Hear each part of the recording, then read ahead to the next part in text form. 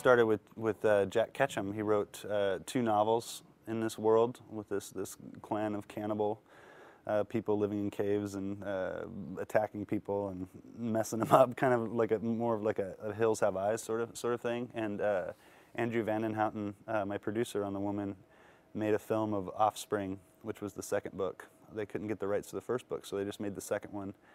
And in the novel, the character of the woman, her whole family dies and she dies. But in the film, Andrew decided to keep her alive because he thought he really liked what Polly had done with the character. So he invited me up to New York to watch the film and see if I had any ideas. And I pitched my idea to him and Jack Ketchum, and then there Ketchum and I decided to write the novel and the script together. I helped produce Chris Severtson's movie The Lost, which was the first Jack Ketchum book to get made into a film.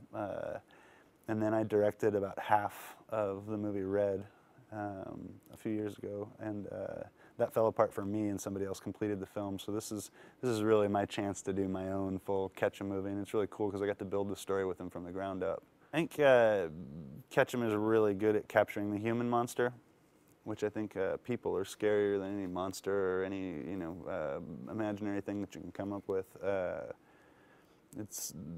He's got a deep understanding of that, and he's not afraid to go certain places. He's not afraid to really get as deep as possible into some really rough situations and show how human beings treat each other. And I think that's interesting. This film, in a way, is like it focuses on a lot of the themes that come up in Ketchum's work a lot. So it's almost like a greatest hits in a certain way. It's got the rural element of something like Red. It's got the woman tied up element of Girl Next Door. It's got a rich ensemble cast like Off Season or Offspring. But then at the same time, since we created it from the ground up, it's also kind of a summation of everything I've done up to this point. So it's a really cool collaboration. I used everything that I learned on May, everything I learned on Sick Girl, The Woods, Roman, all these films that I've made, and it all kind of added up into this film. So it almost feels like a bookend to something. And I think the next thing that I make after this will be something in a violently different direction. Pollyanna is just magnificent. I mean, her whole mind and body are just immersed in that character. I mean, she studied animal behavior, and she went off in the woods and lived for a few days, and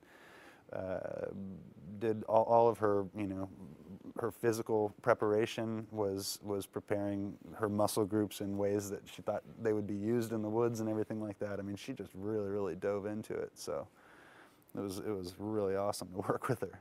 She's really powerful. And I grew up around mostly women. My really strong relationship with my mother and my older sister, and all my relatives on my mom's side of the family. I was just around girls all the time. And I think there's a lot more interesting places, especially in genre films, that you can go with women characters.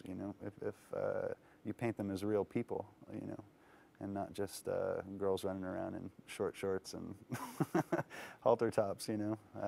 Make them actual human beings, not just objects. When you know an actress like Angela Bettis, you're going to write a role for her. I mean, she's magnificent. She's been in almost everything I've made.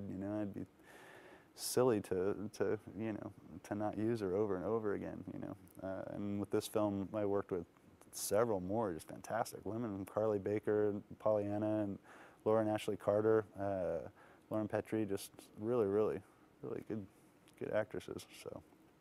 And I work really well with actresses for some reason, so maybe it's because I have that, I grew up around so many women or something. I don't know. I really don't know.